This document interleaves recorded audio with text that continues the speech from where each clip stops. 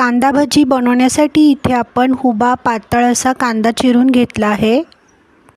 एका बाउलमध्ये पातळ चिरलेला कांदा टाकायचा आहे। चवीनुसार मीठ टाकायचे आहे। तसेच 1 चमचा साखर टाकली आहे। पाव चमचा हळद टाकली आहे। अर्धा चमचा लाल तिखट टाकली आहे। 1 चमचा ओवा हातामध्ये क्रश करून टाकला आहे। मिरचीचा ठेचा तसेच बारीक चिरलेल्या हिरव्या मिरच्या टाकल्या आहेत। बारीक चिरलेली कोथिंबीर टाकली आहे। सर्व साहित्य हाताच्या साहाय्याने छानसे मिक्स करून घेतले आहे। 1 वाटी बेसन पीठ टाकले आहे। अर्धी वाटी तांदळाचे पीठ टाकले आहे। सर्व साहित्य गरजेनुसार पाणी टाकून छानसे मिक्स करून घेतले आहे।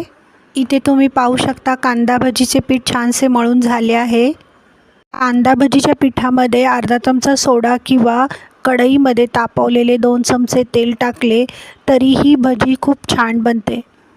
गॅसची फ्लेम ऑन करून कढईमध्ये तेल तापत ठेवले आहे। तेलामध्ये छानशी तळून घ्यायचे आहे। पीठ सावकाशपणे टाकायचे आहे। तुम्ही पाहू शकता भजी छानशी तळून तयार आहे।